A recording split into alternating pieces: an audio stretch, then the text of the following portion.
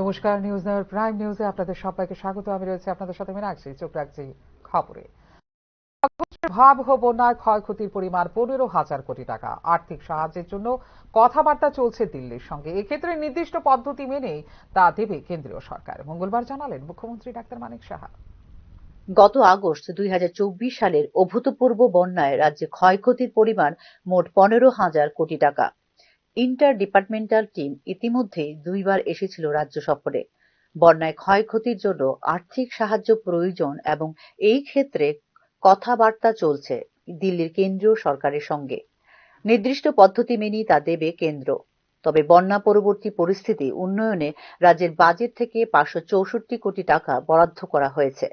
মঙ্গলবার বন্যা ত্রাণ ও ব্যবস্থাপনা শীর্ষক কর্মশালায় অংশ নিয়ে এরকমটাই জানালেন মুখ্যমন্ত্রী ডক্টর মানিক সাহা। প্রায় 15,000 কোটি টাকা আমাদের লস হয়েছে। আমরা দিল্লিকে জানিয়েছি, মাননীয় প্রধানমন্ত্রীজির সাথে আমি কথা বলেছি, আমাদের গৃহমন্ত্রীজির সাথেও কথা বলেছি। উনি সাথে সাথে আমাদের এখানে এক তো হেলিকপ্টার আমাদের পাঠিয়েছেন, এনডিআরএফ টিম পাঠিয়েছেন, এসডিআরএফ টিম পাঠিয়েছেন, সেখানে আমাদের এয়ার লিফটিং করে খাদ্য সামগ্রী পৌঁছিয়ে দেওয়া সব ব্যবস্থা করেছেন। কিন্তু আমরা বললাম এখন তো আমাদের সাহায্য আর্থিকভাবে আমাদের হেল্প করতে হবে। তো ইন্টার ডিপার্টমেন্টাল যে টিম সেটা দুবার এখানে এসছে। তারা আমরা যেটা দিয়েছি তাদের সাথে মিলে ওনারা দেখেছেন যে কত ক্ষতি হয়েছে। তো সেই বিষয়ে আমি দিল্লির সাথে বারবার কথা বলছি যে আমাদের সেইভাবে আমাদের হেল্প করতে হবে। দিল্লি আমাদের আশ্বস্ত করেছে নিশ্চয়ই আমরা করবো, কিছু প্রসিডিউর আছে, প্রসিডিউরের পরে সেটা আমাদের দেবেন। কিন্তু আমরা বসে থাকলে চলবে না। মুখ্যমন্ত্রীর ত্রাণ তহবিল থেকে আমি আমাদের যে ডিজাস্টার যে ডিপার্টমেন্ট যিনি দেখছেন ওই ডিপার্টমেন্টকে আমি দিয়েছি। তাছাড়া আমাদের যে বাজেটের থেকে আমরা নিজের বাজেট থেকে আমরা প্রায় 563 কোটি টাকা আমরা এই বিপর্যয় যাতে মোকাবেলা করা যায় তার জন্য আমরা দিয়েছি।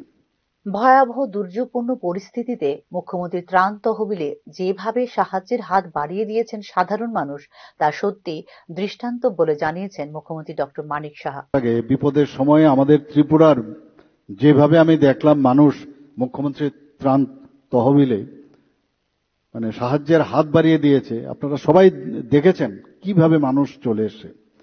এটা কিন্তু একটা আমার মনে হয় যে একটা এক্সাম্পল হয়ে থাকবে আগামী দিনে।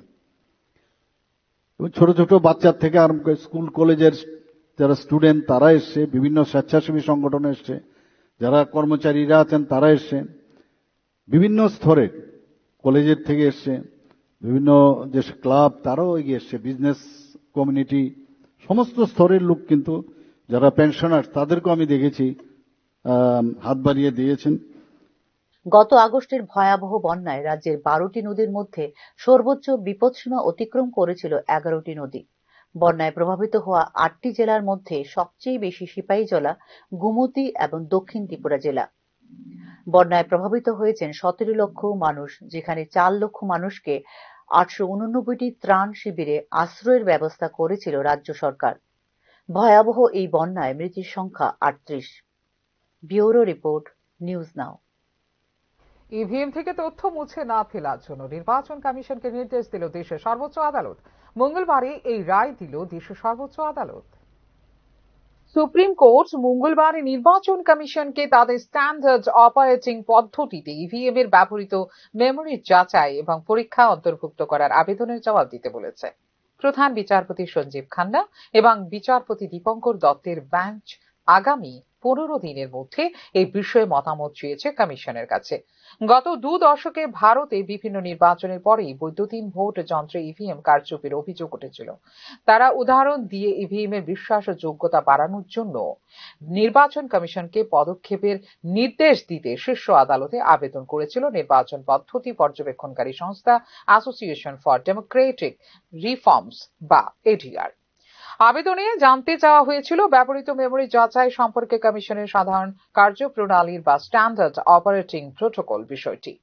সেই আবেদনে সাড়া দিয়েছে সুপ্রিম কোর্ট। দয়া করে ডেটা মুছে ফেলবেন না এবং পুনরায় লোড করবেন না, শুধু পরীক্ষা করতে দিন বলে মামলার শুনানিতে মঙ্গলবার কমিশনকে নির্দেশ দিয়েছে সর্বোচ্চ আদালত। আমরা চাইছি যে সুপ্রিম কোর্টের রায় মেনে নির্বাচন কমিশন যেন তাদের সাধারণ কার্যপ্রণালীর সঙ্গে সামঞ্জস্যপূর্ণ পদক্ষেপ গ্রহণ করে। আমরা চাই সফটওয়্যার এবং হার্ডওয়্যার কোনো অবাঞ্ছিত হস্তক্ষেপ হয়েছে কিনা তা দেখার জন্য ইভিএম এর সফটওয়্যার এবং হার্ডওয়্যার পরীক্ষা করা উচিত বলে শুনানির সময় সুপ্রিম কোর্টকে জানিয়েছে এডিআর। ইভিএম মামলায় গত 26 এপ্রিল নির্দেশ ঘোষণা করতে গিয়ে ভিভিপ্যাট নিয়ে সংশয় দূর করতে সিম্বল লোডিং ইউনিটকে সংরক্ষণ করার নির্দেশ দেয় শীর্ষ আদালত। গণনায় দ্বিতীয় বা তৃতীয় প্রার্থী যাচাই করার জন্য আবেদন করতে পারবেন বলে জানিয়েছিল সর্বোচ্চ আদালত।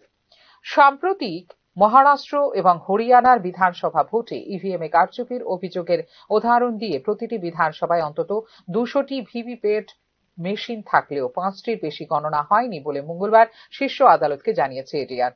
ভিভিপ্যাট স্লিপ সংগ্রহ করে ব্যালট বাক্সে ফেলার সুযোগ দেওয়া উচিত ভোটারদের। জালিয়াতির সম্ভাবনা আটকাতে প্রতিটি ভিভিপ্যাট স্লিপ গণনা প্রয়োজন, সেই সঙ্গে প্রয়োজন ইভিএম এর মেমোরি চেকিং এবং সফটওয়্যার বা হার্ডওয়্যার পরীক্ষার সুযোগ বলে শুনানির সময় শীর্ষ আদালতকে জানিয়েছে ADR. Bureau report, news now. বাঁশ সংশ্লিষ্ট 4টি ডিপিআর পাঠানো হয়েছে কেন্দ্রীয় সরকারের কাছে। বাঁশ শিল্পের বিকাশে পাঠানো হবে আরো 2টি ডিপিআর। মঙ্গলবার জলবায়ু পরিবর্তন প্রমোশনে বাঁশের ভূমিকা বিষয়ক একদিনের কর্মশালায় অংশ নিয়ে একথা জানিয়েছেন বিজ্ঞান ও প্রযুক্তি দপ্তরের মন্ত্রী অনিমেষ দেববর্মা। এদিন লিচুবাগানের বাঁশ ও বেত উন্নয়ন ইনস্টিটিউটের এই কর্মশালায় যোগদান করে বাঁশ এবং বাঁশজাত শিল্পের উন্নয়নে আরও বেশি অর্থের যোগানের জন্য উত্তর পূর্ব উন্নয়ন পর্ষদের দৃষ্টি আকর্ষণ করা হয়েছে বলেও এদিন জানিয়েছেন বিজ্ঞান ও প্রযুক্তি দপ্তরের মন্ত্রী অনিমেষ দেববর্মা। বলেছি যে আরো বেশি করে বাঁশ চাষ করা বা গাছ লাগানো ইত্যাদি প্রকল্পে আরো বেশি যেন ত্রিপুরায় ফান্ড দেওয়া হয় সেই বিষয়ে আমরা কাজ করছি এবং অনেকগুলো সংস্থা যেমন ফরেস্ট ডিপার্টমেন্টও আছে, তাছাড়া এগ্রিকালচার ডিপার্টমেন্ট রয়েছে, এনজিওদেরও দিয়ে যেন আমরা প্ল্যান্টেশন করতে পারি। তার জন্য ডিপিআর আমাদের থেকে 4টা ডিপিআর আমরা পাঠিয়েছি, আরো ডিপিআর 19 ডিসেম্বর 2024 থেকে 8 ফেব্রুয়ারি 2025 পর্যন্ত গত 1.5 মাসে 8,922 জন কৃষকের কাছ থেকে মোট 17,497 মেট্রিক টন ধান ক্রয় করেছে রাজ্য সরকার। মোট 40 কোটি 25 লক্ষ টাকা ধান কেনা হয়েছে, যেখানে ইতিমধ্যেই পেমেন্ট করা হয়েছে 35 কোটি 62 লক্ষ টাকা। মঙ্গলবার সাংবাদিক সম্মেলন করে কথা জানিয়েছেন খাদ্যমন্ত্রী সুশান্ত চৌধুরী। 23 টাকার ন্যূনতম সহায়ক মূল্যে কেনা হয়েছে এই ধান বলেও জানিয়েছেন খাদ্যমন্ত্রী সুশান্ত চৌধুরী। এবং আমরা এবারকার যে সিজন 19 ডিসেম্বর 2024 থেকে 8 ফেব্রুয়ারি 2025 পর্যন্ত আমরা চালনা করতে পেরেছি। অর্থাৎ 19 ডিসেম্বর 2024 পুরো জানুয়ারি মাস ছিল এবং 8 ফেব্রুয়ারি 1.5 মাসের উপর এই প্যাডি প্রকিউরমেন্ট আমাদের কন্টিনিউ হয়েছে গত 8 তারিখ পর্যন্ত। To sum up, total 8,922 জন কৃষক তাতে। রবিবার গভীর রাতে বিলোনিয়া বাঁশ পদুয়া নবোদয় বিদ্যালয়ে চোর সন্দেহে গণপ্রহারে বাবুল মিয়া হত্যা মামলায় মৃতের পরিবারের পক্ষ থেকে সোমবার থানায় মামলা দায়ের করা হয়েছিল। মামলার তদন্ত সাপেক্ষে সোমবার বিদ্যালয়ের আবাসন থেকে 6 জন অভিযুক্তকে গ্রেপ্তার করা হয়েছে। মঙ্গলবার তাদের আদালতে সোপর্দ করে 3 দিনের পুলিশ রিমান্ডের আবেদন জানানো হয়েছে বলে জানিয়েছে পুলিশ। পরিবারের অভিযোগের ভিত্তিতে সোমবার রাতে বাঁশ পদুয়া জওহর নবোদয় বিদ্যালয়ের আবাসন থেকে মোট 9 জন সন্দেহভাজনকে জিজ্ঞাসাবাদের জন্য থানায় নিয়ে আসা হয়েছিল। পুলিশের জিজ্ঞাসাবাদে 6 জনের বিরুদ্ধে হত্যার মামলায় জড়িত থাকার প্রমাণ পাওয়া যায়। অভিযুক্তরা হলো মোহাম্মদ মুস্তাফা বয়স 20, আবুল হোসেন বয়স 40, উৎপল দে বয়স 24, আকাশ দাস বয়স 23, সঞ্জয় তিওয়ারি বয়স 45 এবং 23 বছর বয়সী শিবশঙ্কর সরকার। অভিযুক্ত 6 জনের মধ্যে 4 জনের বাড়ি বহিরাজ্য আসামে আর বাকি 2 জনের বাড়ি বিলোনিয়া মহকুমাধীন এলাকায়। থানায় জিজ্ঞাসাবাদের জন্য আনা 9 জনের মধ্যে 3 জনের বিরুদ্ধে হত্যা মামলায় জড়িত থাকার প্রমাণ না পাওয়ায় তাদের আপাতত ছেড়ে দেওয়া হয়। তবে ছেড়ে দেওয়া 3 জনের বিরুদ্ধে তদন্ত শুরু করেছে পুলিশ। অভিযুক্তরা সকলেই নির্মাণ শ্রমিক বলে জানা যায়। ঘটনা সম্পর্কে বিস্তারিত সংবাদ মাধ্যমকে জানিয়েছে বিলোনিয়া থানার পুলিশ।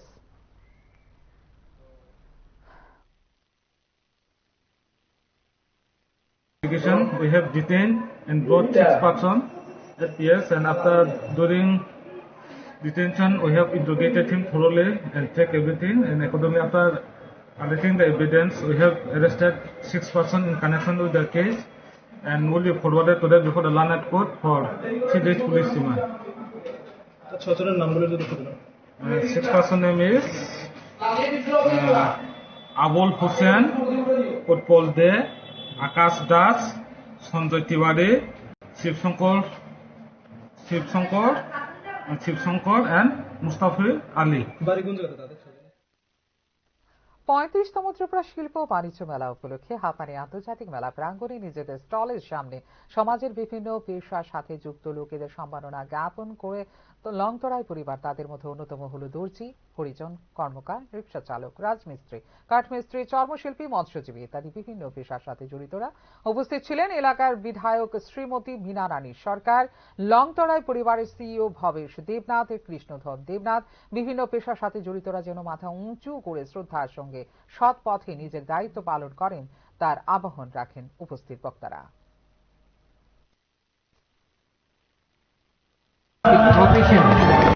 যে যেখানে যে কাজ করছেন না কেন, কিন্তু সেই কাজটার প্রতি যেন শ্রদ্ধা থাকে, সেই কাজটার প্রতি যদি শ্রদ্ধা থাকে তাহলে দেখবে সাফল্য আসবে। আর যদি নকল এবং ভেজাল ওষুধ বিক্রি ও মজুত রাখার দায়ে গত 1 বছরে বাতিল করা হয়েছে 154টি ওষুধের দোকানের লাইসেন্স। এক্ষেত্রে 327টি দোকানের বিরুদ্ধে নেওয়া হয়েছে ব্যবস্থা। নকল এবং ভেজাল ওষুধের রমরমা বাণিজ্য নিয়ে বরাবরই উঠে আসছে বিভিন্ন অভিযোগ। এই ক্ষেত্রে 2024 সালে 372টি ওষুধ দোকানের বিরুদ্ধে নেওয়া হয়েছে ব্যবস্থা। নকল এবং ভেজাল ওষুধ বিক্রি এবং মজুতের দায়ে বাতিল করা হয় 154টি দোকানের লাইসেন্সও। ড্রাগ কন্ট্রোলের এক কর্মশালায় তুলে ধরা হয় এই তথ্য। গত 1 বছরে সরকারি ও হাসপাতালের সেন্টার সহ 320টি ওষুধের দোকান পরিদর্শন করে ড্রাগ কন্ট্রোল। এই সময়ে নট অফ কোয়ালিটি ড্রাগ শনাক্ত করা হয়েছে 21টি। ভেজাল এবং নকল ওষুধ চিহ্নিতকরণের জন্য স্টেট টেস্টিং ল্যাবকে ঢেলে সাজানো হচ্ছে, যেখানে খুব সহসাই তা পাবে এনবিএল স্বীকৃতি। ভেজাল ওষুধ মানুষের মৃত্যু পর্যন্ত ডেকে আনতে পারে, তাই ওষুধের গুণমান বজায় রাখা খুবই গুরুত্বপূর্ণ বলে জানিয়েছেন ওষুধ বিশেষজ্ঞরা। ওষুধের গুণমান বজায় না থাকলে উৎপাদক সংস্থার বিরুদ্ধে আইনি ব্যবস্থা গ্রহণ অত্যন্ত জরুরি বলেও অভিমত ব্যক্ত করেছেন ওষুধ বিশেষজ্ঞরা।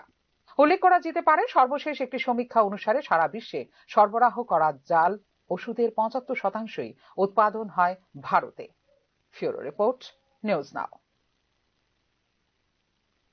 কর্তব্যে গাফিলতি সহ একাধিক অভিযোগ 3 পুলিশ কনস্টেবলকে বরখাস্ত করলেন উত্তর জেলার পুলিশ সুপার অবিনাশ রায়। বরখাস্ত পুলিশ কনস্টেবলরা হলেন শিবদত্ত, ধীরাজ নাথ এবং প্রণব কুমার সিনহা। বরখাস্ত পুলিশ কনস্টেবলরা কর্মরত ছিল সাদা পোশাকে কর্তব্য পালন করত পুলিশ সুপারের অফিসে। বার্মিজ সিগারেট পাচার কাণ্ডে এই 3 পুলিশ কনস্টেবল জড়িত থাকায় তাদেরকে বরখাস্ত করা হয়েছে বলে জোর জল্পনা চলছে জেলা পুলিশ প্রশাসনে। বরখাস্ত 3 পুলিশ কনস্টেবলের বিরুদ্ধে ইতিমধ্যেই দেওয়া হয়েছে তদন্তের নির্দেশ।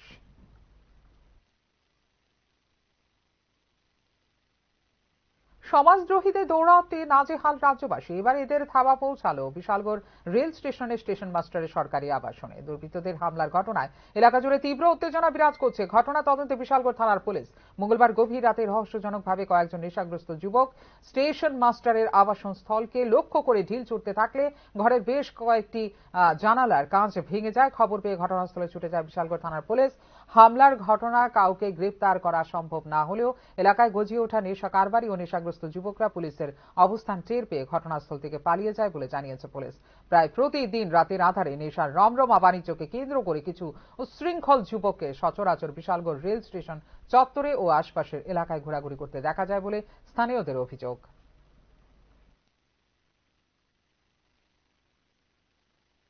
নিয়ে নিচ্ছে একটা ছোট্ট বিজ্ঞাপন বিরতি। বিরতির পর ফিরে আসবো অন্যান্য খবরের সঙ্গে থাকবেন।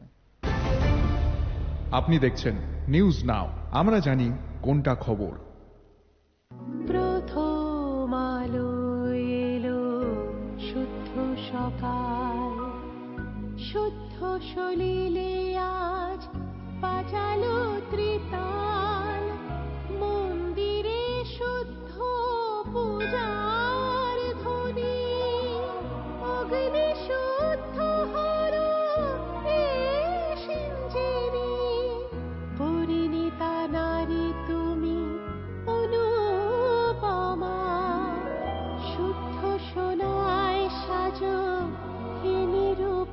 শুদ্ধতার স্বর্ণ মন্দির কালিকা জুয়েলার্স আগরতলা।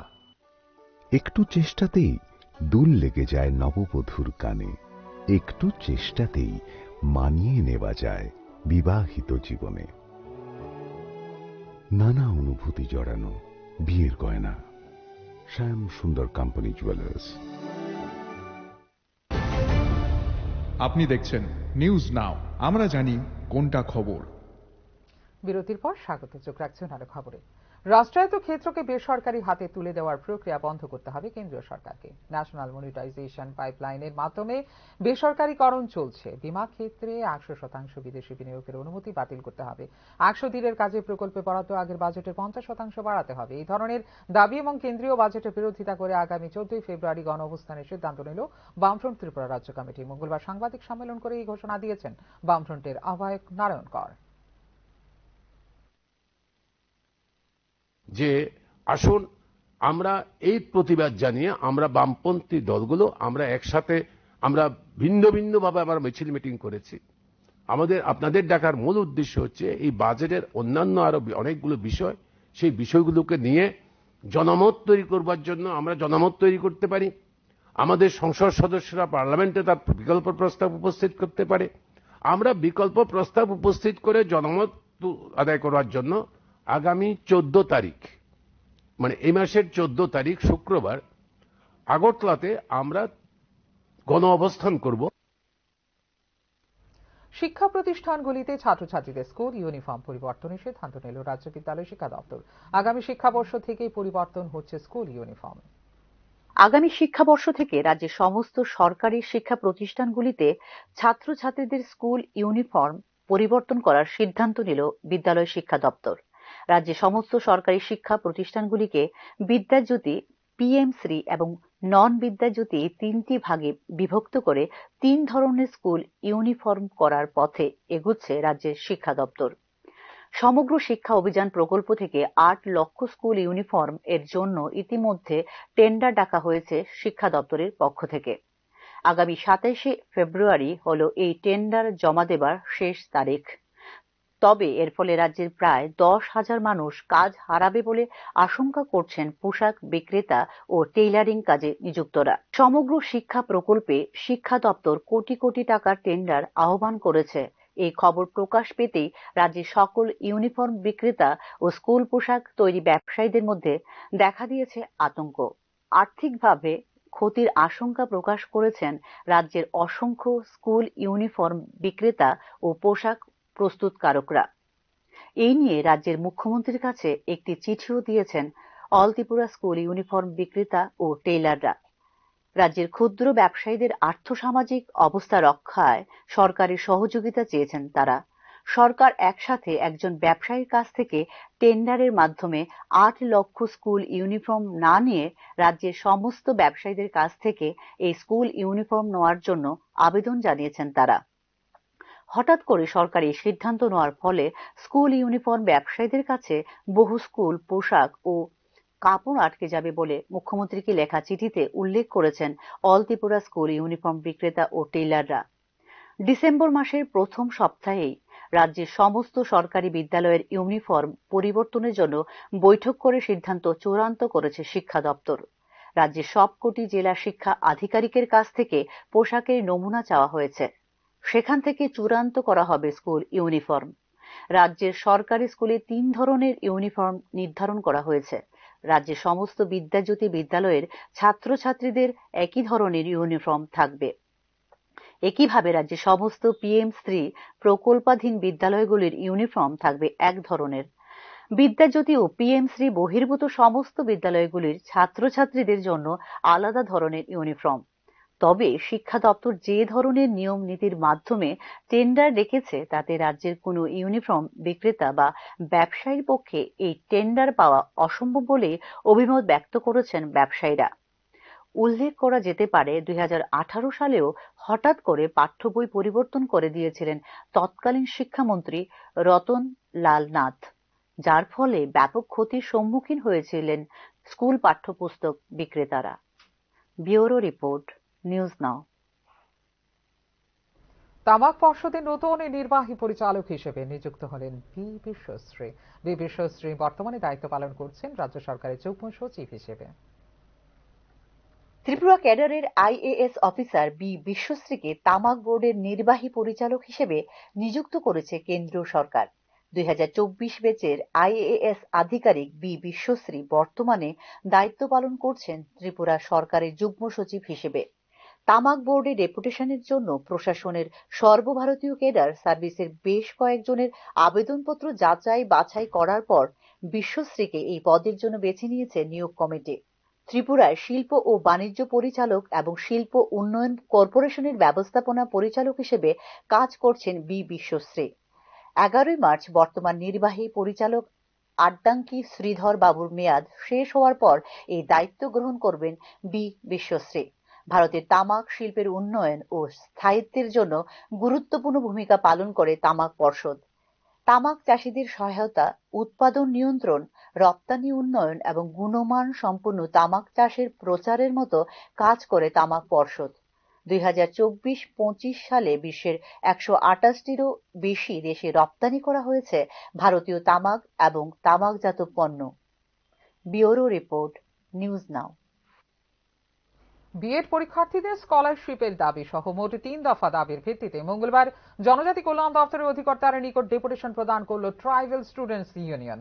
উপজাতি সম্প্রদায়ের ছাত্রছাত্রীদের স্কলারশিপে দীর্ঘদিনের সমস্যার এখনো সমাধান হয়নি। বিগত বছর স্কলারশিপ পাওয়ার ক্ষেত্রে বিলম্ব হওয়ায় এবং গত নভেম্বর মাসে আবেদনের সরকারি পোর্টাল বন্ধ করে দেওয়ায় এবছর বিএড পড়ুয়া ছাত্রছাত্রীরা স্কলারশিপের জন্য আবেদন করতে পারেননি। তাই যারা আবেদন করতে পারেননি তাদের জন্য বিকল্প ব্যবস্থা গ্রহণ করতে হবে। এছাড়া রাজ্যের সমস্ত এসটি হোস্টেলগুলিতে হোস্টেল ওয়ার্ডেন নিয়োগ করার দাবি থাকলেও এখনো পর্যন্ত সে ব্যাপারে দপ্তর কোনো ভূমিকা গ্রহণ না করার ফলে কিছুদিন আগে পরপর 2টি হোস্টেলে 2 জন নাবালিকা ছাত্রীর আত্মহত্যার ঘটনা ঘটেছে বলে অভিযোগ টিএসসিও ছাত্র সংগঠনের। তাই ছাত্রছাত্রীদের নিরাপত্তার দাবিতে অবিলম্বে হোস্টেলগুলিতে হোস্টেল ওয়ার্ডেন নিয়োগ করতে হবে। বর্তমানে এসটি হোস্টেলগুলিতে ছাত্রছাত্রীদের খাওয়া বাবদ সরকার থেকে মাথাপিছু 80 টাকা বরাদ্দ করা হচ্ছে, কিন্তু বর্তমান বাজার মূল্যে এই 80 টাকা বরাদ্দ বাড়িয়ে ন্যূনতম 150 টাকা করার দাবি সহ মোট 3 দফা দাবির ভিত্তিতে উপজাতি কল্যাণ দপ্তরের অধিকর্তার নিকট ডেপুটেশন প্রদান করা হয়েছে বলে টিএসসিও ছাত্র সংগঠনের পক্ষ থেকে জানানো হয়। স্কলারশিপের উপরে ভিত্তি করেই তারা বিএডে পড়াশোনা করেন। এরকম প্রচুর ছাত্রছাত্রীরা রয়েছে যারা আজকে স্কলারশিপ ফর্ম ফিল আপ করতে পারেনি। তো দুর্ভাগ্যবশত তারা অনেকদিন এখানে এসেছে ব্যক্তিগতভাবে, কিন্তু তাদের সঙ্গে কথা বলার মতন তারা যোগ্যতা বা উপযোগী বলে তারা মনে করে। প্রতি বছর মতো এবারও ঊনকোটি জেলার কৈলাসহরে জেলা শাসকের কার্যালয়ে মঙ্গলবার এক অনুষ্ঠানের মধ্য দিয়ে সুরক্ষিত ইন্টারনেট দিবস পালিত হয়। প্রতি বছর ফেব্রুয়ারি মাসের দ্বিতীয় সপ্তাহের মঙ্গলবার এই দিনটি পালন করা হয়। এরই অঙ্গ হিসেবে together for a better internet স্লোগানটিকে কিভাবে আরও বেশি কার্যকরী করা যায় সেই উদ্দেশ্যে দপ্তরের সকল আধিকারিক ও কর্মচারীদের নিয়ে আলোচনা করা হয়। কিভাবে সাইবার ক্রাইম সংক্রান্ত বিভিন্ন বিষয়ের উপর দৃষ্টি দিয়ে আমরা নিজেদের সুরক্ষিত করতে পারবো সে বিষয়ে হাতে কলমে দপ্তরের সকলকে প্রশিক্ষণ দেওয়ার উদ্দেশ্যে এই দিনটি উদযাপন করা হয় বলে জানিয়েছেন ঊনকোটি জেলা শাসক দিলীপ কুমার চাকমা।